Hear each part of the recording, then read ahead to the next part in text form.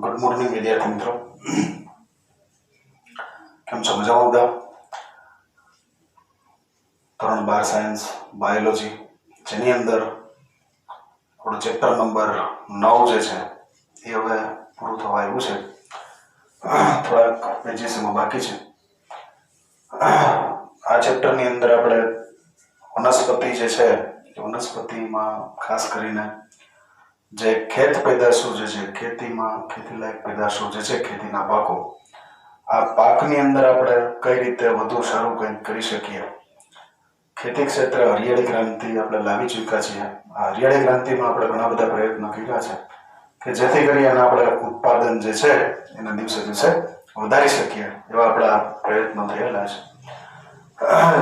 પહેલા જે આપણે પ્રયત્ન કરતા તો એ પ્રયત્નની અંદર આપણે વનસ્પતિ જે છે એ વનસ્પતિમાં જો ફૂગથી કોઈ બીમારી આવી જાય, બેક્ટેરિયા વાયરસથી કોઈ બીમારી આવી જાય તો એના માટે થઈને એની દવાઓ જે છે માર્કેટમાં મળે છે, એનો ઉપયોગ કરી અને આવી બીમારીઓ જે છે એને આપણે દૂર કરતા હતા. પણ હવે આપણે થોડું એડવાન્સ સ્ટેજની અંદર વનસ્પતિ સંવર્ધન જે છે એનો પ્રયોગ આપણે કરી રહ્યા છીએ. તો આ જે એડવાન્સ સ્ટેજ જે છે એનો ફાયદો એ થાય છે કે બહારથી કોઈ દવાઓ જે છે એની ખાસ જરૂરિયાત રહેતી નથી. એનું જે બિયારણ છે એ બિયારણ જ એવા પ્રકારનું હોય છે કે જે રોગોની સામે પ્રતિરોધકતા ધરાવે છે. મતલબ કે અમુક પ્રકારના ફૂગ, બેક્ટેરિયા, વાયરસ જે છે એનો સામનો કરવાની એની અંદર જ તાકાત જે છે રહેલી છે. તો એટલા માટે થઈને આનો ખર્ચો જે છે, બધી એન્ટીબેક્ટેરિયલ દવા છે, ફંજીસાઇડ દવા છે, તો એનો ખર્ચો જે છે એ ખેડૂતને ઘટે છે. અને બીજા નંબરમાં પાકની જે ગુણવત્તા જે છે એ પણ સુધરે છે, સારી થાય છે. એના માટેના પ્રયાસો જે છે પ્રયાસો આપણે કરીએ છીએ. આજનો જે આપણો ટોપિક જે છે એ ટોપિકની અંદર આપણે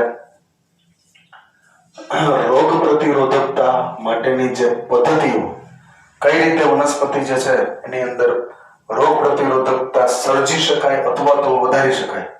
ઘણીવાર એવું હોય કે અમુકમાં રોગ પ્રતિરોધકતા ન હોય તો સર્જી શકાય, અને અમુકમાં હોય, ઓછી હોય તો એને ડેવલપ કરી શકાય ને વધારી શકાય. તો એના માટેના આપણે પદ્ધતિઓ જે છે પદ્ધતિઓ વિશેનો અભ્યાસ આજે અહીંયા કરવાનો છે, જેને ઇંગ્લિશમાં methods of breeding for disease resistance. Disease જે છે એ તમને ખબર છે, ડિસીઝ એટલે રોગ અને રેઝિસ્ટન્સી એટલે એની પ્રતિરોધકતા. તો એના જે મેથડ બધી છે, મેથડ વિશે આપણે ભણીએ. આ મેથડની અંદર આપણો જે પહેલો મુદ્દો છે એ પહેલો મુદ્દો જોઈએ.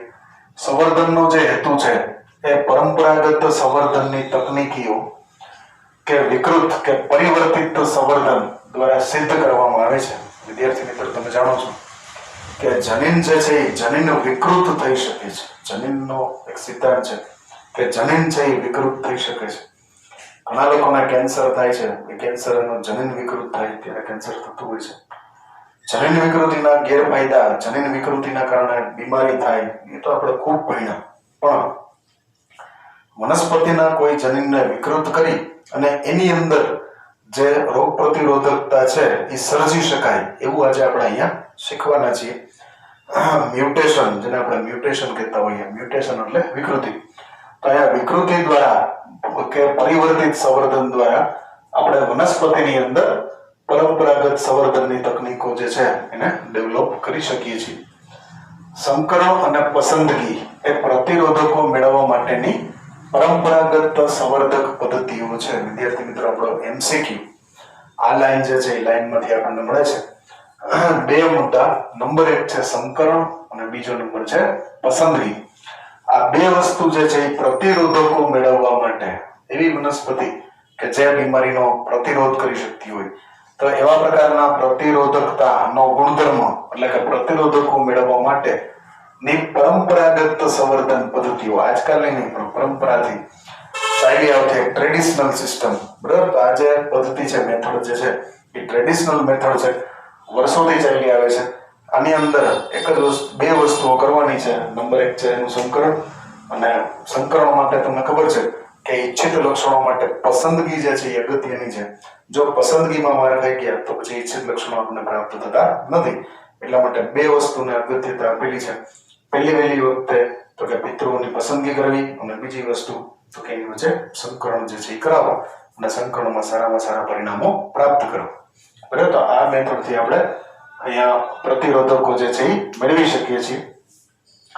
તેના માટેના જે તબક્કાઓ અને સંવર્ધન દ્વારા વધુ ઉત્પાદન મેળવવા જેવા અન્ય કોઈ પણ કૃષિ વિદ્યાકીય લક્ષણો, વિદ્યાર્થી મિત્રો અહીંયા એક શબ્દ વાપર્યો છે કૃષિ વિદ્યાકીય લક્ષણો. કૃષિ વિદ્યા એટલે કે એગ્રીકલ્ચર વિશે તમે જાણો છો. કૃષિ વિદ્યાની અંદર કઈ રીતે સારો પાક મેળવવો, કઈ રીતે પાક લાંબો સમય ટકે, દાખલા તરીકે ઘઉં જે છે એ ખેતરમાંથી આપણા ઘરમાં ભરી લઈએ તો એ ઘઉં ધીમે ધીમે ખાતા ખાતા આખું વર્ષ આપણે ચલાવતા હોઈએ તો આપણા ઘરની અંદર પણ ઘઉં જે છે એ બગડવા ના જોઈએ. તો એવી રીતે એ બધા જે લક્ષણો છે એ લક્ષણોને આપણે જનરલી કૃષિ વિદ્યાકીય લક્ષણો કહેતા હોઈએ છીએ. તો આના માટેના જે તબક્કાઓ છે એ તબક્કાઓ મતલબ કે સંકરણ પસંદગી, જે પ્રતિરોધક મેળવવા માટેના જે બધી પદ્ધતિઓ છે એ તેના માટેના તબક્કાઓ અને સંવર્ધન કેન્દ્ર દ્વારા વધુ ઉત્પાદન મેળવવા જેવા અન્ય કોઈ પણ કૃષિ વિદ્યાકીય લક્ષણો માટેના તબક્કાઓ આવશ્યક રીતે સમાન છે. બરાબર વિદ્યાર્થી મિત્રો, અહીંયા જે રીતે આપણે અલગ અલગ પ્રકારના પાક મેળવવા માટે સંકલન કરીએ છીએ એમ રોગ પ્રતિકારકતા જે છે એ પણ એક લક્ષણ છે. તો આ બધા તબક્કાઓ જે આપણે આગળ શીખી ગયા કે કઈ રીતે પિતૃપેઢીમાંથી F1 પેઢી, એમાંથી F2 પેઢી, તો એ જ સિસ્ટમથી આગળ અહીંયા ચાલવાનું છે. મતલબ કે બધા તબક્કાઓ સરખા છે. આપણે આગળ 5 તબક્કા જે શીખી ગયા, આગલા લેક્ચરોમાં આપણે 5 તબક્કા શીખી ગયા. 5 તબક્કાનો ઉપયોગ જે છે આપણે અહીંયા કરવાનો છે. તો એ જ પ્રમાણે ચાલવાનું છે. વિવિધ તબક્કાઓ જે છે ક્રમશઃ પ્રતિરોધકતાના સ્ત્રોત માટે સૌથી પહેલી વસ્તુ છે જનન રસની તારવણી. પહેલા તો જનન રસ જે છે એની તારવણી કરવી. પછી બીજા નંબરમાં પસંદગી કરેલ પિતૃઓનું સંકરણ કરાવવું અને સંકર જાતોની પાછી પસંદગી અને મૂલ્યાંકન તથા નવી જાતોનું પરીક્ષણ અને મુક્તિ. અહીં તમે જોઈ શકો છો આ 5 તબક્કા જે છે આપણે આગળ ભણી ગયા છે. 5 તબક્કા લાઈનસર ભણી ગયા છીએ. પહેલો તબક્કો જે હતો એ હતો જનન રસની તારવણી. બીજો તબક્કો જે હતો એ પસંદ કરેલ પિતૃઓનું સંકરણ. એના પછી ત્રીજો તબક્કો જે હતો એ સંકર જાતની પસંદગી. ચોથો નંબર જે છે મૂલ્યાંકન અને 5મો નંબર છે નવી જાતોનું પરીક્ષણ અને મુક્તિ, મતલબ કે એનું કોમર્શિયલાઇઝેશન. યાદ છે ને તમને આગલા લેક્ચરમાં સમજાવ્યું હતું કે માત્ર પ્રયોગશાળામાં અખતરા કરવાથી કશું થતું નથી. જે અખતરા કર્યા છે, જે બિયારણ ઉત્પન્ન કર્યું છે એને માર્કેટમાં મૂકવું પડે અને માર્કેટમાં એ વેચાય, એમાંથી નફો થાય તો કંપની ચાલે, બાકી કંપની પણ બંધ થઈ જાય. તો એટલા માટે થઈ અને બજારની અંદર મુક્તિના 5 તબક્કા જે છે, 5મા નંબર સુધીના તબક્કા, એ બધા તબક્કા જે આગલા ઉદ્દેશ્ય માટે કરતા હતા એ જ વસ્તુ આપણો આ જે ઉદ્દેશ્ય છે કયો છે તો કે રોગ પ્રતિરોધકતાની પદ્ધતિ. તો એની અંદર પણ એ જ વસ્તુ લાગુ પડશે. સારું, ત્યાર પછી જો આપણે સંકરણ તેમજ પસંદગી દ્વારા ઉગાડવામાં આવતા ફૂગ, બેક્ટેરિયા અને વાયરલ 3 પ્રકારના જે એન્ટીજન જે છે એ રોગો પ્રત્યે પ્રતિરોધક અને બહાર પાડવામાં આવેલ કેટલાક પાકની જાતો જે છે અહીં એક કોષ્ટકમાં આપેલી છે. વિદ્યાર્થી મિત્રો, આ કોષ્ટક જે છે એ તમારી ટેક્સ્ટ બુક ની અંદર જ આપેલું છે. તો એ ટેક્સ્ટ બુક પ્રમાણે જ આપણે અહીંયા જોઈએ. પહેલો નંબર આવે છે પાક, બીજો નંબર આવે છે જાત એટલે કે વેરાયટી. પાકને ક્રોપ કહેવાય, CROP ક્રોપ એટલે પાક. તો એ જાત, વેરાયટી, VARIETY વેરાયટી. પછી રોગ સામેની પ્રતિરોધકતા એટલે કે રેઝિસ્ટન્સી ટુ ડિસીઝ, એટલે કયા રોગ સામે એમાં રેઝિસ્ટન્સી જે છે એ ડેવલપ કરેલી છે એનું લિસ્ટ જે છે એ આપેલું છે. આ લિસ્ટની અંદર આપણે સૌથી પહેલી વાત કરીએ તો ઘઉં, બરાબર, WHEAT, ઘઉં, વીટ. આ વીટની અંદર એક જાત આવે છે હિમગીરી. આ જાતનું નામ છે હિમગીરી, HIMGIRI, હિમગીરી. આ હિમગીરી જે છે એ હિમગીરી પ્રકારનું જે બિયારણ માર્કેટમાં અવેલેબલ છે એની જે ખાસિયત છે એ છે પર્ણ તથા કિનારીનો ગેરુ. જે ઘઉંની અંદર સામાન્ય રીતે જે રોગ જોવા મળે છે એ વનસ્પતિના એ ઘઉંનો જે છોડ છે એના પર્ણ અને પર્ણની કિનારી ઉપર ગેરુ નામની બીમારી થાય છે, જેને હિલબન્ટ તરીકે ઓળખવામાં આવે છે. આ ઘઉંનો થતો એક રોગ છે, એની સામે પ્રતિરોધકતા આપે છે. જો તમે હિમગીરીનું બિયારણ ખેતરમાં વાવશો તો આ રોગ નહીં થાય, પર્ણ અને કિનારીનો ગેરુ જે છે એ બીમારી એમાં આવશે નહીં. સારું, બીજા નંબરમાં જોઈએ આપણે રાઈ જે છે ને બ્રાસિકા તરીકે ઓળખાય છે.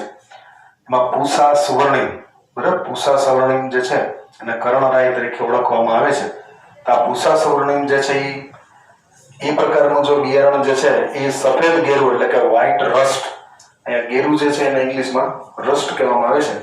તો એ વ્હાઇટ રસ્ટ સામે પ્રતિરોધકતા ધરાવે છે. જો કોઈને રાઈ વાવવી હોય તો એ માર્કેટમાંથી પૂષા સુવર્ણિમ નામનું બિયારણ જે છે એની જાત જે છે એ ખરીદે અને એને વાવશે તો એના રાઈની અંદર આ જે બીમારી છે સફેદ ગેરુની બીમારી એ થશે નહીં.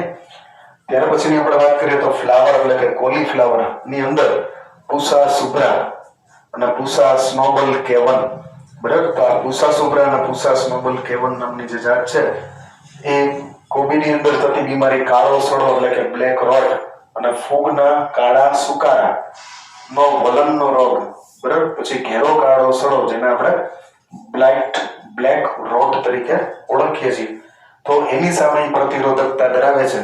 આવી વનસ્પતિની અંદર આનું જે બિયારણ છે તમે આ બંનેમાંથી કોઈ પણ પૂષા સુબ્રા અથવા તો પૂષા સ્નોબલ લીધેલું હોય તો એમાં આ પ્રકારની બીમારીઓ જે છે એ થવાની સંભાવના રહેતી નથી, એ કારણ કે એની સામે પ્રતિરોધકતા ધરાવે છે.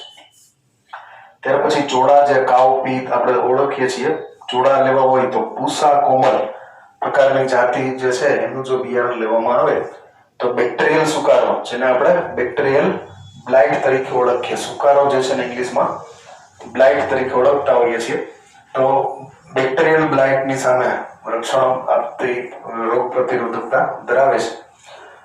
એના પછી મરચું જે છે ચીલી મરચા લોકો બારે માસ ખાતા હોય, શિમલા મિર્ચ, તીખી મિરચી, બધી કાશ્મીરી મરચું, તો મરચાના જે છોડ છે એની અંદર આપણે એનું જે બિયારણ છે બિયારણની અંદર પૂષા સદાબહાર નામની એક એની જાત વિકસાવવામાં આવેલી છે વેરાયટી, જે ચીલી મોઝેક વાયરસ, મરચાની અંદર મોઝેક વાયરસ થી થતી બીમારી chilli mosaic virus, tobacco mosaic virus, પર્ણવલન એટલે કે લીફ કર્લ જેવી જે બીમારીઓ છે એની સામે મરચાના છોડને પ્રતિરોધકતા આપે છે.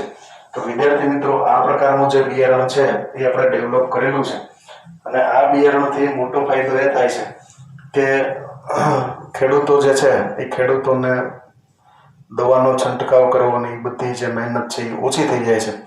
તો આવા પ્રકારનું બિયારણ જે છે એ પસંદ કરીને વાવવું જોઈએ.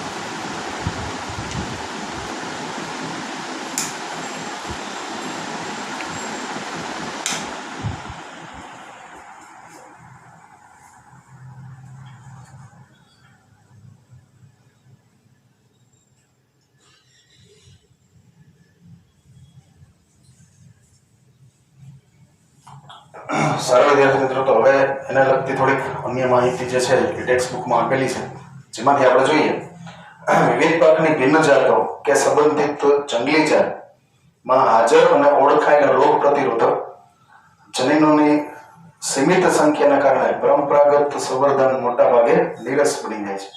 વિદ્યાર્થી મિત્રો, આજે પરંપરાગત સંવર્ધન જે છે એ નીરસ બની જવા પાછળનું કારણ એ છે કે આપણે જે કાંઈ આવા ખાદ્ય પાકો છે એ ખાદ્ય પાકની ઓરિજિનલ જંગલી જાતો જે છે બહુ લિમિટેડ છે. તો એના માટે થઈને એનો જે જનન રસ છે એ જનન રસનું સંશોધન કરવા માટે થઈને જંગલમાં ઊંડે સુધી જવું પડે અને એના વિશે ખૂબ જ પહેલા તો સર્વે કરવો પડે અને ત્યાર પછી આપણને ક્યાંક એકાદી આવી જંગલી જાત જે છે એ પ્રાપ્ત થતી હોય છે. વિવિધ ઉપાયો દ્વારા વનસ્પતિમાં વિકૃતિ પ્રેરવાથી અને ત્યારબાદ પ્રતિકારકતા માટે વનસ્પતિજન્ય પદાર્થોને જુદા તારવવાથી ક્યારેક ઇચ્છિત જનીનોની ઓળખ જે છે એ કરી શકાય છે. હવે આની અંદર મ્યુટેશન એટલે કે વિકૃતિ પ્રેરવા માટે થઈ અને ખૂબ જ અખતરા, કેટલા બધા અખતરા કરવા પડે ત્યારે એમાં વિકૃતિ પ્રેરી શકાય અને એ જે વિકૃતિ પ્રેરી છે એ પાછી વિકૃતિ આપણને ઈચ્છિત છે કે નહીં તો એના ટેસ્ટિંગ પણ કરવા પડે. ટૂંકમાં ખૂબ જ મહેનત માંગેલી એવું ખૂબ જ કંટાળાજનક કામ છે, એટલા માટે લોકો જે છે એમાં ઇન્ટરેસ્ટેડ બહુ ઓછા હોય છે. ઇચ્છિત લક્ષણો ધરાવતી આવી વનસ્પતિઓનું સીધું જ બહુગુણન કરી શકાય છે અથવા તો સંવાહક માટે એનો ઉપયોગ કરી શકાય છે. જ્યારે એકવાર એમાં ઇચ્છિત લક્ષણો પ્રાપ્ત થઈ જાય ત્યાર પછી એનું આપણે સીધું જ બહુગુણન મલ્ટિપ્લિકેશન જે છે કરી શકીએ અને પછી એને આપણે સંવહન તરીકે એટલે કે આગળ બજારમાં ઉપલબ્ધ કરાવી શકીએ છીએ. સંવહનની અન્ય પદ્ધતિ કે જેનો ઉપયોગ કરવામાં આવે છે તેમાંથી સોમાકોલોનલ વેરિયન્ટ અને જેનેટિક એન્જિનિયરિંગ પૈકીની એક પદ્ધતિ છે. સોમાકોલોનલ વેરિયન્ટ એક શબ્દ જે છે સોમાકોલોનલ વેરિયન્ટ, જેના વિશે આપણે આગળ થોડીક વાર શીખીશું. અને જેનેટિક એન્જિનિયરિંગની જે પદ્ધતિ છે એ પદ્ધતિનો આપણે ઉપયોગ કરી શકીએ છીએ અને એના દ્વારા આ જે સંવહન જે છે એ સંવહન આપણે ઈચ્છિત લક્ષણોનું કરી શકીએ છીએ. ત્યાર પછીનો જે મુદ્દો જે છે એ મુદ્દો આપણો આવે છે ઉત્પરિવર્તન વિકૃતિ એટલે કે મ્યુટેશન છે. સારો વિદ્યાર્થી મિત્રો, હું આશા રાખું છું કે આટલું તમને બરોબર સમજાઈ ચૂક્યું હશે. હવે આપણે મ્યુટેશન એટલે કે ઉત્પરિવર્તન વિકૃતિ જે છે એ શું છે એના વિશે આપણે જોઈએ, સમજીએ.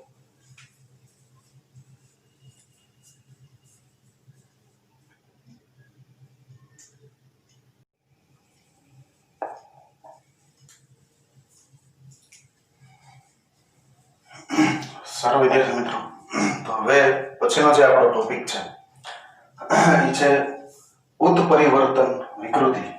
વિદ્યાર્થી મિત્રો, અહીંયા આપણે જે વનસ્પતિ સંવર્ધનના જે પ્રયોગો કરી રહ્યા છીએ એમાં આપણો જે મુખ્ય ઉદ્દેશ્ય છે એ છે કઈ રીતે આપણે વધુ ક્વોલિટી ક્વોન્ટિટી બે વસ્તુ કઈ રીતે વધારે પ્રોડક્શન પણ કરવું, મતલબ કે ક્વોન્ટિટી પણ વધારે હોય અને પ્લસ ગુણવત્તા જે છે એ પણ સારી હોય. અને સાથે સાથે વનસ્પતિની અંદર એક જે અગત્યની વસ્તુ છે એ છે એની રોગ પ્રતિરોધકતા.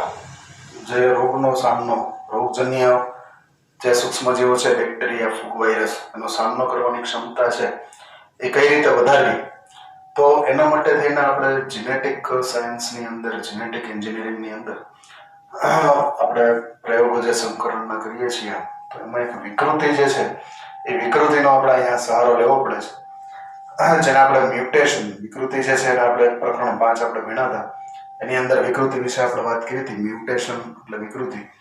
તો અહીંયા આવી વિકૃતિ જે છે એનો ઉપયોગ વડે આપણે જે ઈચ્છિત લક્ષણો જે છે એ ઈચ્છિત લક્ષણો વનસ્પતિમાં પ્રાપ્ત કરીશું. તો જોઈએ આ વિકૃતિ જે છે ઉત્પરિવર્તિત વિકૃતિ જે મ્યુટેશન જે છે એ શું છે એને સમજીએ. આનુવંશિક ભિન્નતા માટે જનીનની અંદર નાઇટ્રોજન બેઝના ક્રમમાં ફેરફાર થાય તેને વિકૃતિ કહે છે. અહીંયા વિદ્યાર્થી મિત્રો પહેલી જે લાઈન આપેલી છે એ પહેલી લાઈન એ ડેફિનેશન વ્યાખ્યા છે. વિકૃતિ એટલે શું? તો વિકૃતિ એટલે શું એનો જવાબ એવો છે, તમે એક વસ્તુ જાણો છો કે ડીએનએ જે છે ડીઓક્સીરીબોઝ ન્યુક્લિક એસિડ એની અંદર ત્રણ વસ્તુ જે છે ત્રણ વસ્તુનો સમાવેશ થાય છે, જેમાં પહેલી વસ્તુ જે છે એને આપણે નાઇટ્રોજન બેઝ કહીએ છીએ, પછી બીજું જે છે પેન્ટોઝ શર્કરા અને ત્રીજા નંબરમાં આવે છે ફોસ્ફેટ સમૂહ. તો અહીંયા નાઇટ્રોજન બેઝ જે છે એમાં પ્યુરિન, પિરિમિડિન, પછી એની અંદર તમને લોકોને ખબર છે એટીજીસી. બરોબર? તો આ રીતના જે એટીજીસી નો જે ક્રમ છે આ ક્રમની અંદર જો કોઈ ફેરફારો થાય તો આવા પ્રકારના ફેરફાર જે છે એને આપણે વિકૃતિ જે છે વિકૃતિ તરીકે ઓળખતા હોઈએ છીએ. વિકૃતિના પરિણામે નવા લક્ષણો જે છે એ વિકસિત થાય છે. નવા લક્ષણો જે છે એ એવા પ્રકારના છે કે જે પિતૃની અંદર જોવા મળતા નથી, પણ સંતતિ જે છે એ સંતતિની અંદર જોવા મળે છે. આ જે મુદ્દો છે ખાસ ધ્યાનમાં રાખજો. જ્યારે કોઈ વનસ્પતિમાં વિકૃતિ પ્રેરવામાં આવે ત્યારે પિતૃઓમાં જે લક્ષણ ન હોય એવા પ્રકારના, દાખલા તરીકે પિતૃઓ જે છે એની રોગ પ્રતિકારક ક્ષમતા છે એ ઓછી છે, તો સંતતિ જે છે એ નવી આવશે એની જે રોગ પ્રતિકારકતા જે છે એ ઓના કરતા વધારે હશે. તો એવા પ્રકારના લક્ષણો જે છે એ આપણે ઉત્પન્ન કરાવી શકીએ છીએ, જે આપણા માટે ઈચ્છનીય છે. સારું, ત્રીજો નંબર છે કૃત્રિમ રીતે રસાયણો કે વિકિરણો જેવા કે ગામા કિરણો. આ એક મુદ્દો ખાસ ધ્યાનમાં રાખજો. વિકૃતિ જે છે એ વિકૃતિને કઈ રીતે પ્રેરવી, વનસ્પતિ જે છે એની રીતે સરળ એનું જીવન ચક્ર ચલાવે છે. તો આની અંદર આપણે કઈ રીતે વિકૃતિ પ્રેરી શકીએ, તો એના માટે થઈ અને કૃત્રિમ રીતે કોઈ રસાયણો છે કે પછી વિકિરણો છે જેવા કે ગામા કિરણો, એનો ઉપયોગ કરવાથી આપણે વિકૃતિ જે છે એ વનસ્પતિમાં પ્રેરી શકીએ છીએ. પણ અહીં યાદ એટલું રાખવાનું છે કે આ જે વિકૃતિ છે એ ઈચ્છનીય લક્ષણો વાળી વિકૃતિ છે. આની અંદર કોઈ અનિચ્છનીય ઘટના જે છે બનવી જોઈએ નહીં. તો એ ગામા રેડિયેશન જે છે એનું પ્રમાણમાં બધું નક્કી કરવામાં આવે. આ એટલું બધું સહેલું નથી, જેટલું આપણે બોલવું સહેલું લાગે છે એટલું પ્રેક્ટિકલી સહેલું નથી હોતું. કઈ પ્રકારની વિકૃતિ માટે કયા પ્રકારના ગામા કિરણો જે છે એ ગામા કિરણોની રેન્જ કયા પ્રકારની રાખવી, એ બધું અગાઉથી નક્કી કરવું પડે અને પછી આ વિકૃતિ જે છે એને પ્રેરી શકાય છે. એના પછીનો જે મુદ્દો છે એમાં તેમજ સંવર્ધનમાં સ્ત્રોત તરીકે ઈચ્છનીય લક્ષણો ધરાવતી વનસ્પતિ ની પસંદગી અને ઉપયોગ કરવામાં આવે છે. આ લાઈનની અંદર મેં 3 જગ્યાએ અંડરલાઈન કરેલી છે. સંવર્ધન કરવાનું છે. એ સંવર્ધનની અંદર સ્ત્રોત તરીકે અહીંયા 2 વસ્તુ લેવાની છે. એક જે આપણે ઈચ્છિત લક્ષણ જે છે એ ઈચ્છિત લક્ષણ જે આપશે, જે બીજી વનસ્પતિ આપશે એને આપણે એનો સ્ત્રોત કહેવાનું છે. તો સ્ત્રોતમાંથી આપણી જે જાતો જે છે વનસ્પતિની જાતો એની અંદર એને આપણે લક્ષ્ય કહેશું. તો સ્ત્રોતમાંથી લક્ષ્યની અંદર આ ઈચ્છિત લક્ષણો જે છે એ પ્રાપ્ત કરવાના છે. તો આવી રીતે સ્ત્રોત તરીકે ઈચ્છનીય લક્ષણો ધરાવતી વનસ્પતિની પહેલા તો પસંદગી કરવી પડે, પછી એનો ઉપયોગ કરવામાં આવે.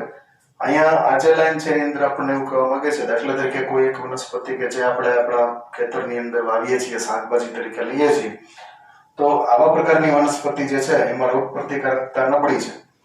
અચ્છા, હવે આ જ પ્રકારની વનસ્પતિની જો આપણે જંગલી જાતમાં તપાસ કરીએ તો આપણને ખબર પડે કે ભાઈ જંગલી જાતની અંદર રોગ પ્રતિકારક ક્ષમતા જે છે એ વધારે છે, ઊંચી છે, પણ એમાં જે પ્રોડક્શન છે એ જંગલી હોવાના કારણે જંગલ પૂરતું સીમિત છે, બહુ વધારે નથી. તો આપણે એવું કરી શકીએ કે જે જંગલી જાત જે છે એને આપણે સ્ત્રોત તરીકે લઈએ અને એમાં ઈચ્છનીય લક્ષણ તરીકે રોગ પ્રતિકારકતા લઈએ અને આ જે વસ્તુ છે એનું સંકરણ આપણી જે ઓરિજિનલ ખેતી પેદાશ છે એની સાથે કરાવડાવીએ તો આપણી ખેતી પેદાશ જે છે એની અંદર રોગ પ્રતિકારકતાનો એક લક્ષણ છે એ ઉમેરાઈ જશે અને પ્રોડક્શન તો એનું ઓલરેડી થાય જ છે, એટલે એ કોઈ એમાં પ્રશ્ન આવતો નથી. તો આવું આપણે અહીંયા કરવાનું છે. એટલા માટે થઈ અને ઈચ્છનીય લક્ષણો ધરાવતી વનસ્પતિની પસંદગી અને પછી એનો ઉપયોગ જે છે એ કરવામાં આવતો હોય છે. આ જે પ્રક્રિયા છે એ પ્રક્રિયાને ઉત્પરિવર્તક સંવર્ધન એટલે કે મ્યુટેશન બ્રીડિંગ કહે છે. વિદ્યાર્થી મિત્રો, મ્યુટેશન બ્રીડિંગ જે છે એની વન લાઇનર ડેફિનેશન ઘણીવાર પૂછાય.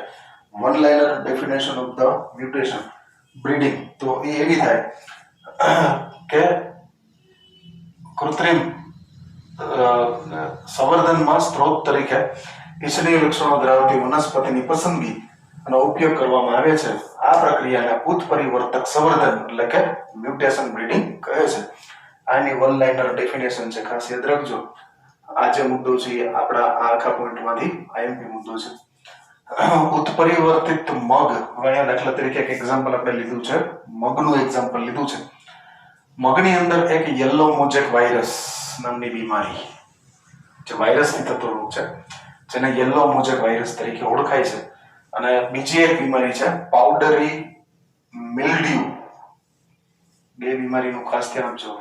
મગ જે છે, મગ જનરલી બધા લોકો ખાતા હોય છે, આપણે જે ઘરમાં ખાઈએ છીએ મગ ચોખા અને ખીચડી બનાવીએ મગ, તો મગની અંદર જેનો પાક છે એમાં યલો મોઝેક વાયરસ અને પાવડરી મિલ્ડ્યુ, આ જે બે બીમારી છે, આ બે રોગ છે, એ રોગ સામે પ્રતિરોધકતા મેળવવા માટે થઈ અને આ પ્રક્રિયા કરવામાં આવી. કઈ પ્રક્રિયા? તો કે મ્યુટેશન બ્રીડિંગ એટલે કે ઉત્પરિવર્તક સંવર્ધન અને પ્રતિરોધકતા જે છે એ પ્રેરી શકાયેલી હતી. આ એમસીક્યુ માટે આ મુદ્દો ખાસ તમારે પાકું કરવાનું છે.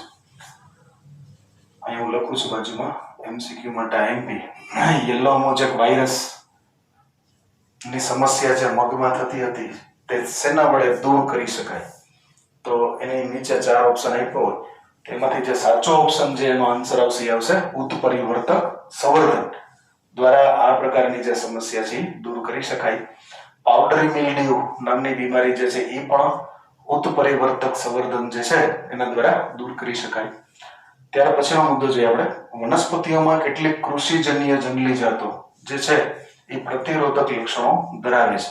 અહીંયાથી એક બીજો ફાટો શરૂ થાય છે. ઉપલો ફાટો એક જુદી વાત હતી, આ નીચેનો અલગ વાત છે. ઉપરનું ઉદાહરણ અહીંયા મગ સાથે પૂરું થઈ ગયું. આ જે ઉદાહરણ છે એ ભીંડા સાથે પૂરું થશે. તો અહીંથી એક નવો પોઈન્ટ ચાલુ થાય છે. વનસ્પતિઓમાં કેટલીક કૃષિજન્ય જંગલી જાતો જે છે એ પ્રતિરોધક લક્ષણો ધરાવે છે. વનસ્પતિ જે છે કે જે આપણે શાકભાજી ઘરે ખાઈએ છીએ એની જંગલી જાત, દાખલા તરીકે ઘણીવાર આપણે ટીંડોરા ખાતા હોઈએ છીએ તો એના કડવા ટીંડોરા જે છે અમુક થતા હોય તો એની જંગલી જાત હોય. તો આવી રીતે ભીંડા છે એની પણ જંગલી જાત આવતી હોય. તો આવા જંગલી જાત જે છે એનું ઉત્પાદન ભલે ઓછું હોય પણ એમાં પ્રતિરોધક લક્ષણો છે ને, અહીંયા જંગલી જાતો જે છે પ્રતિરોધક લક્ષણો ધરાવે છે, પરંતુ તેની ઉત્પાદક ક્ષમતા જે છે એ ઓછી છે. ખાસ યાદ રાખજો, કૃષિજન્ય પેદાશ જે છે મતલબ કે જે ખેતીવાડીમાં આપણે પ્રોડક્શન કરીએ છીએ એની જંગલી જાત જે છે એ રોગ પ્રતિરોધક લક્ષણો ખૂબ સારા ધરાવે છે, પણ પ્રોબ્લેમ શું છે તો કે એની ઉત્પાદક ક્ષમતા જે છે એ ઓછી છે. આથી ઊંચા ઉત્પાદન માટે કૃષિજન્ય જંગલી જાતોમાંથી ઉચ્ચ ઉત્પાદકતા વાળી જાતોમાં રોગ પ્રતિરોધકોના જનીનોનો પ્રવેશ કરાવવામાં આવે છે. અહીંયા વિદ્યાર્થી મિત્રો ખાસ જો બે છોડ આપણે લીધા છે એમાં એક છોડ જે છે એ જંગલી છે અને એક જે છે આપણો ખેતીમાં ઉગતો આપણો ખેતીવાડીનો કૃષિજન્ય છોડ છે. જંગલી છોડ જે છે એમાં રોગ પ્રતિરોધકતા ઊંચી પણ ઉત્પાદકતા નીચી. કૃષિજન્ય આપણા ખેતીવાડીમાં થતો જે છોડ છે એની અંદર ઉત્પાદકતા ઊંચી વધારે પણ રોગ પ્રતિરોધકતા જે છે એ નીચી છે. તો આપણે શું કરવાનું છે તો કે જંગલી જાતમાંથી જે રોગ પ્રતિરોધક જનીનો જે છે એ જનીનોને આપણે આપણા કૃષિજન્ય જે ખેતીની અંદર જે આપણે ઉત્પાદન કરીએ છીએ એ પાકની અંદર કન્વર્ટ કરવાના છે, એમાં લેવાના છે, એમાં એનો એન્ટર પ્રવેશ જે છે એ પ્રવેશ કરાવવામાં આવે છે. ભીંડાની આપણે વાત કરીએ તો ભીંડો જે છે એ ભીંડાની અંદર યલો મોઝેક વાયરસ સામે પ્રતિરોધકતા મેળવવા માટે થઈ અને જંગલી જાતમાંથી તેને તબદીલ કરવામાં આવ્યા, બરાબર, જેના પરિણામે એ એસ્ક્યુલેન્ટસ, એક નામ જે છે ખાસ યાદ રાખજો, એ એસ્ક્યુલેન્ટસ ની નવી જાત એટલે કે વેરાયટી જે છે એ આપણને પ્રાપ્ત થઈ. તેને પરભાણી ક્રાંતિ તરીકે ઓળખવામાં આવે છે. પરભાણી ક્રાંતિ એટલે શું?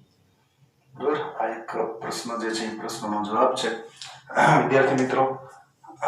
અને ભીંડા જે છે એ ભીંડાની અંદર યલો મોઝેક વાયરસ નામની જે બીમારી હતી એની સામે પ્રતિરોધકતા મેળવવા માટે થઈ અને જંગલી ભીંડો મતલબ જંગલમાં થતો ભીંડો જે છે એમાંથી આવા જનીનો કે જે રોગ પ્રતિરોધકતા વાયરસની સામે યલો મોઝેક વાયરસનો સામનો કરી શકે એવા પ્રકારના જનીનો જે છે એ જંગલી જાતમાંથી આપણા જે ખેતીવાડીમાં થતા ભીંડાની અંદર લાવવામાં આવ્યા અને એના પરિણામે એક નવી જાતના ભીંડા જે છે આપણને પ્રાપ્ત થયા. આ નવી જાતના ભીંડા જે છે એનું નામ છે એ એસ્ક્યુલેન્ટસ. બરાબર, આ એ એસ્ક્યુલેન્ટસ ભીંડા જે છે એને ઉત્પાદકતા પણ ઊંચી હતી અને એમાં રોગ પ્રતિરોધકતા મતલબ કે યલો મોઝેક વાયરસનો સામનો કરવાની તાકાત પણ વધારે હતી. તો આ જે આપણે પ્રક્રિયા કરી છે, આ નવી જાત આપણને પ્રાપ્ત થઈ છે એને આપણે પરભાણી ક્રાંતિ તરીકે ઓળખીએ છીએ. આ એક મુદ્દો ખાસ નોંધી લેજો. પરભાણી ક્રાંતિ નીચે પૈકી શેમાં થયેલી હતી? ભાઈ ચાર ઓપ્શન આપ્યો હોય, ભીંડા, ટમેટા, ગાજર, બટેટા. તો જવાબ શું આવશે સાચો? ભીંડા. બરાબર, એટલે પરભાણી ક્રાંતિનો મુદ્દો જે છે એ પણ તમારા માટે એમસીક્યુ તરીકે આઈએમપી છે. આ બધા ઉદાહરણોની અંદર પ્રતિરોધક જનીનના સ્ત્રોત જે છે એ સામેલ થાય છે. અહીંયા જે કઈ ઉદાહરણ લીધા આપણે બે ઉદાહરણ જોઈએ. ઉપરની સાઈડ ઉદાહરણ જોઈએ આપણે મગનું અને નીચેની સાઈડ આપણે જે ઉદાહરણ જોયું છે એ છે ભીંડાનું. તો આ બંને ઉદાહરણોની અંદર પ્રતિરોધક જનીનના સ્ત્રોત જે છે એ સામેલ થયેલા છે. આ સજીવો એ જ પાકની જાત કે તેને સંબંધિત જંગલી જાત ન હોય છે. વિદ્યાર્થી મિત્રો એ ખાસ નોંધી લેજો, મગની અંદર જો આપણે કોઈ પ્રક્રિયા કરીએ છીએ તો મગની જંગલી જાત, ભીંડાની અંદર કોઈ પ્રક્રિયા કરીએ છીએ તો ભીંડાની જ જંગલી જાત, મતલબ એ જ પાકની જંગલી જાત જે છે આપણે લેવી પડે. મગની અંદર કાંઈ વસ્તુ કરવી હોય જેનેટિકલી ફેરફાર, તેમાં અડદની કે વટાણાની જંગલી જાત ચાલશે નહીં. ભીંડા જે છે એ ભીંડાની અંદર સુધારા વધારા કરવા છે, તેમાં ટમેટા કે બટેટાની કોઈ જંગલી જાત ચાલશે નહીં. આની અંદર એની ખુદની જ જંગલી જાત જોશે સર, કે જેમને રોગ પ્રતિરોધકતા માટે સંવર્ધિત કરવામાં આવે છે. કોને? તો કે જંગલી જાત જે છે એમાંથી જે રોગ પ્રતિરોધકતાના જનીન છે એ જનીનને કૃષિજન્ય જાતમાં લેવામાં આવે અને પછી એને ખેતીમાં ઉપયોગીનો કરવામાં આવે છે. પ્રતિરોધક જનીનનું સ્થળાંતરણ જે છે એ લક્ષ્ય વનસ્પતિ તથા સ્ત્રોત વનસ્પતિની વચ્ચે લિંગી સંકરણ કરાવવાથી થાય છે. આ એક મુદ્દો જે છે એ છેલ્લો મુદ્દો ખાસ યાદ રાખજો. અહીંયા બે છોડ જે છે એ બે છોડ છે. દાખલા તરીકે આ જે જંગલી જાત જે છે એને આપણે પ્રતિરોધકના સ્ત્રોત તરીકે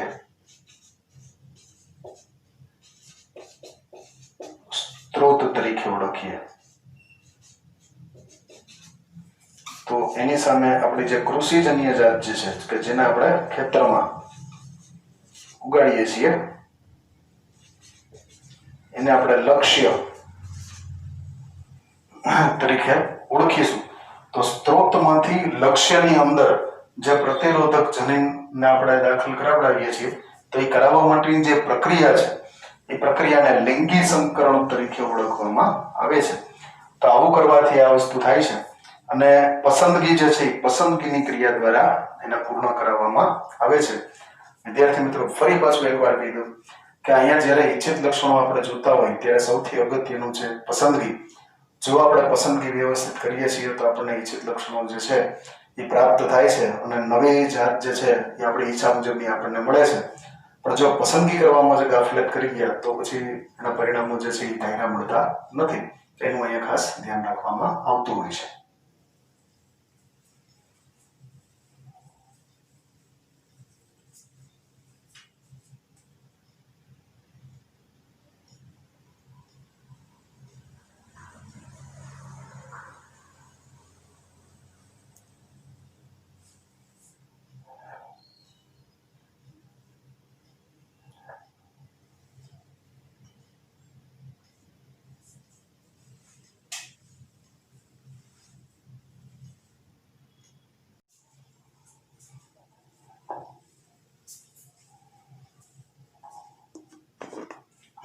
સારો વિદ્યાર્થી મિત્રો, તો હવે આપણે જે મુદ્દો શીખવા જઈ રહ્યા છીએ એની અંદર કીટકો સામે પ્રતિરોધકતા ના વિકાસ માટે વનસ્પતિ સંવર્ધન એવાનું નામ છે.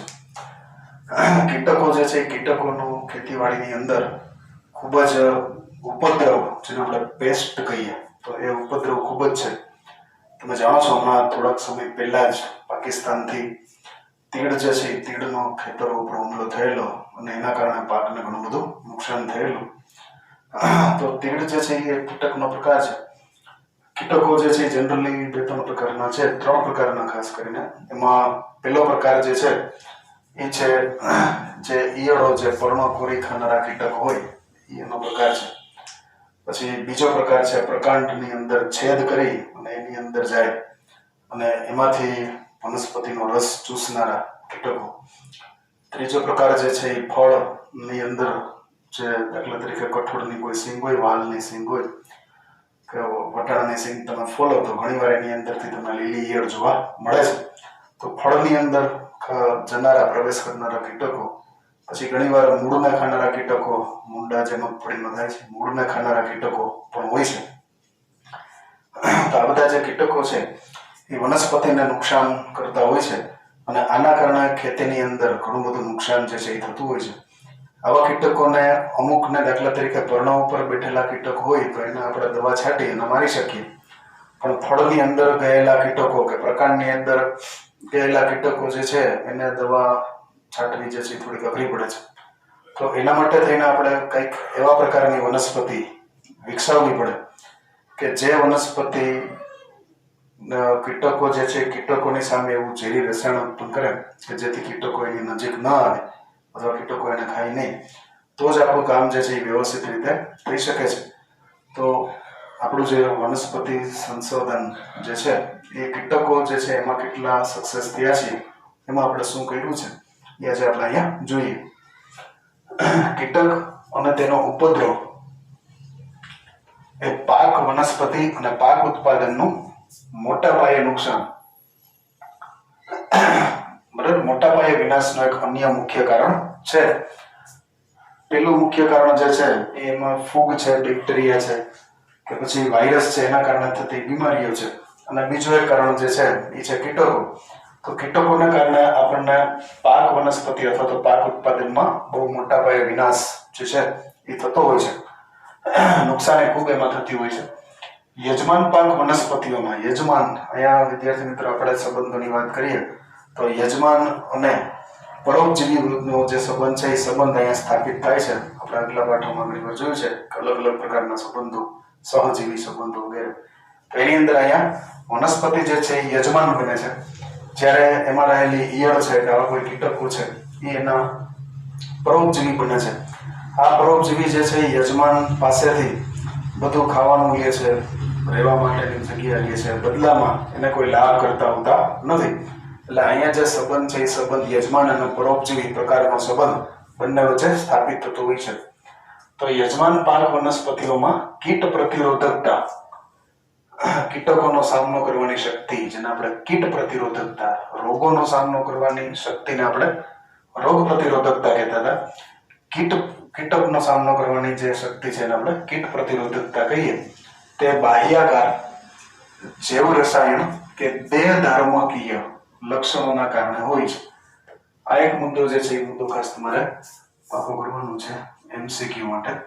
યજમાન પાક વનસ્પતિમાં જે કીટ પ્રતિરોધકતા છે એ 3 કારણોને લીધે હોય છે, જેમાં પહેલું કારણ છે બાહ્યાકાર, બીજું કારણ છે જૈવ રસાયણ અને ત્રીજું છે એનો દેહધર્મ. તો આ 3 કારણો, બાહ્યાકાર જે છે દાખલા તરીકે વનસ્પતિ તમે જોઈ હશે, ઘણી વનસ્પતિના પર્ણો ઉપર ઝીણા ઝીણા કાંટા હોય, ફાંસ જેવા, એની ઉપર હાથ ફેરવીએ તો આપણને કાંટા લાગે, જે કીટકોને ત્યાં બેસવા દેતા નથી. તો એના કારણે કીટક જે છે એનો પ્રતિકાર થતો હોય છે. તો ઘણાની અંદર એવા પ્રકારનું રસાયણ ઉત્પન્ન થાય કે જેના કારણે કીટકો એ રસાયણના ની ગંધ ન ગમતી હોય અથવા તો એના કારણે મૃત્યુ પામતા હોય. તો ઘણાના દેહ ધર્મ જે છે એવા પ્રકારના હોય કે જેથી કીટકો એના તરફ આકર્ષાતા નથી અને એના કારણે કીટકોથી રક્ષણ મેળવી લેતા હોય છે. કેટલીક વનસ્પતિઓમાં રોમમય પર્ણો, એ જો શબ્દ લખ્યો છે રોમમય પર્ણો, રોમ એટલે ઝીણા ઝીણા વાળ, એટલે તરીકે એનું પર્ણો છે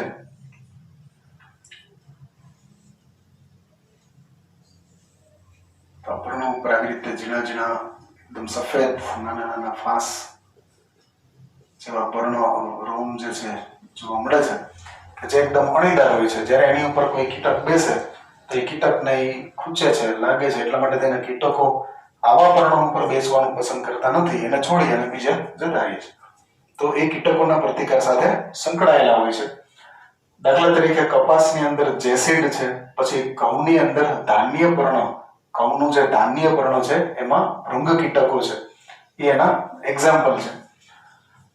ઘઉં જે છે એ ઘઉંની અંદર વિશિષ્ટ પ્રકારના કારણે સ્ટેમ્સ ઓફ ફ્લાય તેની નજીક જતી નથી. વિદ્યાર્થી મિત્રો, આ જે ફકરો આપણે લખ્યો છે એમાંથી પુષ્કળ MCQ આપણને મળશે.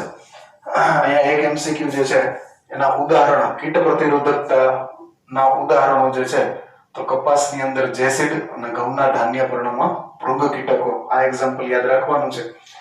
બીજા નંબરમાં ઘઉંની અંદર જે પ્રકાંડ છે એ વિશિષ્ટ પ્રકારનું છે, એના કારણે એક સ્ટેમ્સ ઓફ ફ્લાય નામનું જે કીટક છે એ કીટક ઘઉંના પ્રકાંડની નજીક જતું નથી. આટલું ખાલી તમારે યાદ રાખવાનું છે. બરાબર, ઘઉંના પ્રકાંડ જે છે એ તમે જોયું હશે, ઘઉં આવ્યો હોય તેના પ્રકાંડની જે વિશેષતા છે તમે જોશો તમને ખ્યાલ આવશે. એના કારણે અહીંયા સ્ટેમ્સ ઓફ ફ્લાય નામની કીટક છે એની પાસે જતી નથી. ત્યારબાદ કપાસની આપણે વાત કરીએ તો કપાસમાં લીસા પર્ણવાળી અને મધુરસ વિહીન કપાસ, બરાબર, લીસું પર્ણ, કપાસનું પર્ણ, જે કપાસનું પર્ણ એકદમ લીસું હોય, અને બીજા નંબરમાં એની અંદર મધુરસ એટલે કે મીઠાશ જે છે એ મીઠાશ પર્ણોની અંદર ન હોય. તો એવા કપાસની જાતો, કપાસની ઘણી બધી જાતો છે, એમાંથી ખાસ એવી વિશિષ્ટ પ્રકારની જાત કે જેના પર્ણો લીસા છે અને જેમાં મધુરસ હોતો નથી, તો તે બોલવોર્મ્સ નામની જે ઈયળો છે એને આકર્ષી શકતી નથી. મતલબ કે બોલવોર્મ્સ જે છે એ આવી કપાસમાં આપણને જોવા મળતી નથી. તો એ ઓટોમેટિકલી આપણે દવા છાંટવી ના પડે. બાકી બોલવોર્મ્સ થાય તેને મારવા માટે તેને બોલગાર્ડ ને બધી દવાઓ છાંટવી પડે અને એમાં ખર્ચ જે છે એ પણ દવા ખરીદવાનો ખર્ચ પ્લસ છાંટવાનો ખર્ચ, એટલે એ પણ ખર્ચ વધી જતો હોય. પણ જો આપણે એવી કપાસની જાત પસંદ કરીએ કે જે કપાસના પર્ણો છે એ લીસા બનતા હોય અને એમાં મધુરસ જે છે એ મધુરસ ના હોય, આપણે કપાસની પાસેથી રૂ અને કપાસિયા જે છે એ જ જોતા હોય છે, એમાં કઈ મધુરસની આપણે જરૂર હોતી નથી. તો આવા પ્રકારની જો જાતનું બિયારણ લઈને આપણે વાવીએ તો એમાં બોલવોર્મ્સ જે છે એમાં આવતી નથી, તો એનાથી આપણને ઓટોમેટિકલી રક્ષણ મળી જાય છે. મકાઈની જો વાત કરીએ તો મકાઈની અંદર ઉચ્ચ એસ્પાર્ટિક એસિડ, જે મુદ્દા છે બધા હું અંડરલાઈન કરું છું, એમસીક્યુ માટે આઈએમપી છે. મકાઈની અંદર ઉચ્ચ એસ્પાર્ટિક એસિડ, પછી નાઇટ્રોજન અને શર્કરાનું ઓછું પ્રમાણ. બરાબર, આ બે વસ્તુને લીધે નંબર 1 એસ્પાર્ટિક એસિડના કારણે, નંબર 2 નાઇટ્રોજન અને નંબર 3 શર્કરા. મતલબ કે નાઇટ્રોજન અને શર્કરાનું ઓછું પ્રમાણ, બરાબર, અને એસ્પાર્ટિક એસિડનું ઊંચું પ્રમાણ. અહીંયા ખાસ નોંધી લેજો, એસ્પાર્ટિક એસિડ છે એ ઉચ્ચ એટલે કે વધારે માત્રામાં છે, જ્યારે નાઇટ્રોજન અને શર્કરા જે છે એ ઓછી માત્રામાં છે. તો તેના કારણે તેના પ્રકાંડમાં ભેદક કીટકો, જે પ્રકાંડની અંદર છિદ્ર કરી અને એની અંદર જતા રહે છે, આવા પ્રકાંડ ભેદક કીટકો જેને આપણે સ્ટ્રેમ બોરર્સ તરીકે ઓળખીએ છીએ, એની સામે પ્રતિરોધકતા જે છે એ સર્જાય છે. ખાસ યાદ રાખજો, મકાઈ જે છે એ મકાઈમાં એસ્પાર્ટિક એસિડનું પ્રમાણ છે એ ઊંચું હોવું જોઈએ. એવા પ્રકારનું બિયારણ મકાઈનું પસંદ કરવાનું કે જેમાંથી ઉચ્ચ એસ્પાર્ટિક એસિડ હોય અને બીજા નંબરમાં એની અંદર નાઇટ્રોજન અને શર્કરાનું પ્રમાણ ઓછું હોય. તો આવા ભેદક કીટકો જે છે, પ્રકાંડને ભેદનારા કીટકો, પ્રકાંડમાં છિદ્ર કરીને અંદર જનારા કીટકો સામે એ મકાઈ રક્ષણ આપે છે. એના માટે કોઈ ખાસ દવા લેવી પડતી નથી. અગાઉ જણાવ્યા પ્રમાણે કીટ પ્રતિરોધકતા માટે જે સંવર્ધનની પદ્ધતિઓ છે એમાં અન્ય કોઈ પણ કૃષિ વિષયક લક્ષણ જેમ કે ઉત્પાદન કે ગુણવત્તા વગેરે તેજ પદ્ધતિઓનો સમાવેશ જે છે એ થાય છે. વિદ્યાર્થી મિત્રો, અહીંયા એક નવો મુદ્દો બની શકે છે.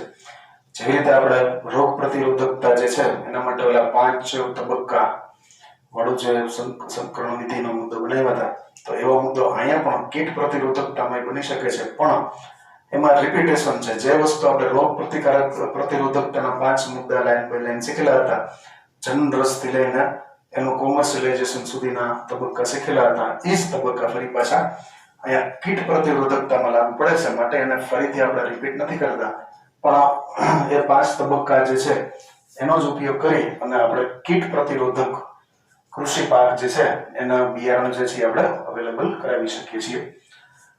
કૃષિ અને તેની જંગલી જાતોના પ્રતિરોધક જનીનો સ્ત્રોત કૃષિજન્ય જાતો તેમજ સંચિત જનન રસ હોય છે. છેલ્લી એક લાઈન જે છે કૃષિ જે છે, આપણે અગાઉ આની પહેલાના મુદ્દામાં જોઈ ગયા કે કઈ રીતે ભીંડો છે, મગ છે, એની અંદર કઈ રીતે એની જંગલી જાતમાંથી એની કૃષિજન્ય જાત જે છે એમાં રોગ પ્રતિરોધક જનીન જે છે એની ફેરબદલી થઈ શકે. તો એ જ વસ્તુ જે છે, એ જ પદ્ધતિથી જે કંઈ પણ વનસ્પતિઓ છે એ વનસ્પતિની જંગલી જાતમાંથી એની કૃષિજન્ય જાતની અંદર કીટક પ્રતિજન્ય જે છે જનીન જે છે એની ફેરબદલી પણ થતી હોય છે. અને આવી ફેરબદલી માટે થઈ અને એનો જનીનનો જે સ્ત્રોત, આ જે પ્રતિરોધક જનીનનો જે સ્ત્રોત છે એ કૃષિજન્ય જાતો તેમજ સંચિત જનન રસ, મતલબ કે જો આપણે જંગલી જાતને સાચવેલી હોય, એનો જનન રસનો સંગ્રહ આપણે કરેલો હોય, તો એનું જર્મોપ્લાઝમ આપણી પાસે પડેલું હોય, તો જ આપણે અહીંયા નવી જે પેદાશ આપણે બનાવીએ છીએ અત્યારે હાલના સમયમાં, તો એની અંદર આપણે જેનેટિકલી મોડિફિકેશન કરી શકીએ અને એના દ્વારા આવા કીટકો સામે રક્ષણ મેળવી શકાય એવા પ્રકારની વનસ્પતિ જે છે એ આપણે તૈયાર કરી શકીએ. વિદ્યાર્થી મિત્રો, તમારી ટેક્સ્ટ બુકની અંદર એક્ઝામ્પલ થોડાક આપેલા છે. આ એક્ઝામ્પલને આપણે જોઈએ. આ એક્ઝામ્પલની અંદર પાક આપેલા છે. પેલું જે ખાનું છે એની અંદર પાક એટલે કે CROP ક્રોપ, પછી જાત એટલે VARIETY વેરાયટી, અને કીટક એટલે કે INSECT ઇન્સેક્ટ અથવા તો પેસ્ટ. ઇન્સેક્ટ એટલે કીટક થાય અને પેસ્ટ એટલે ઉપદ્રવ થાય. એકાદું કીટક હોય તો એને આપણે ઇન્સેક્ટ કહીએ, પણ જ્યારે કીટકોનું ટોળું આવી પડે, તીડ છે એનું ટોળું આવી પડે તો એ ઉપદ્રવ બની જાય તો એને આપણે પેસ્ટ તરીકે ઓળખતા હોઈએ છીએ. રાઈ જે છે એ રાઈને બ્રાસિકા, BRASSICA, બ્રાસિકા. આ બ્રાસિકા જે છે એની પૂષા ગૌરવ નામની જાત જે છે એ માર્કેટમાં અવેલેબલ છે. આ પૂષા ગૌરવનું બિયારણ જે છે, પૂષા ગૌરવ જાતનું બિયારણ એને વાવવાથી રાઈની અંદર એફિડ્સ નામની કીટક જે છે એ થતી નથી. તો આ પૂષા ગૌરવનું સજેશન આપણે અહીંયા બુકમાં કરેલું છે. એ ઉપરાંત બીજી ઘણી બધી જાતો માર્કેટમાં આવે છે, પણ આપણને બુક જે છે બાયોલોજીની બુક એ આપણને સજેસ્ટ કરે છે કે રાઈ જો વાવી હોય તેમાં પૂષા ગૌરવ જાત વાવશો તો એફિડ્સ જે છે એફિડ્સ નામના કીટક છે એ આવશે નહીં. સર ચપટા કઠોળ જે છે, જેમ કે વાલ જે છે એ વાલ ચપટા કઠોળ કહેવાય, અંદરથી દવાઈ મિલાવો એવા લાગે, જેને આપણે ફ્લેટ બીન્સ કહીએ. તો એની અંદર પૂષા સેમ 3, બરાબર, પૂષા સેમ 2 જે છે અને પૂષા સેમ 3 એવી રીતે બે જાત આવે છે જે જેસિડ્સ અને એફિડ્સ અને ફળભેદક એટલે કે ફ્રૂટ બોરસ આ ત્રણેયની સામે રક્ષણ જે છે, ત્રણેયની સામે રક્ષણ આપનારી જાત જે છે માર્કેટમાં અવેલેબલ છે. ત્યાર પછી ભીંડા જે છે ઉકારા, એની અંદર પૂષા સવની અને પૂષા 4A પ્રકારની જે જાતો છે એ પ્રકાંડ અને ફળભેદક કીટકો જે છે એની સામે રક્ષણ આપતી હોય છે.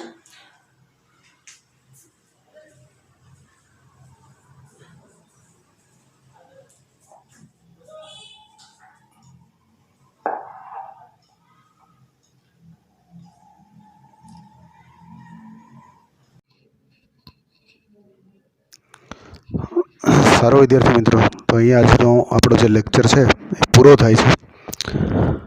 આજના લેક્ચરનું જે હોમવર્ક છે એ તમારી સામે બોર્ડ ઉપર લખેલું છે, જેની અંદર પ્રશ્ન નંબર 1 રોગ પ્રતિરોધકતા માટે વનસ્પતિ સંવર્ધન જે છે એ સમજાવવાનું છે. એના માટે તમારી જે ટેક્સ્ટ બુક છે એ ટેક્સ્ટ બુકના પેજ નંબર 173 ઉપર આપેલી માહિતી જે છે એ તમારે લખવાની છે. ત્યાર પછી પ્રશ્ન નંબર 2 જે છે એની અંદર રોગ પ્રતિરોધકતા માટેની જે પદ્ધતિઓ છે એ પદ્ધતિઓ વર્ણવવાની છે.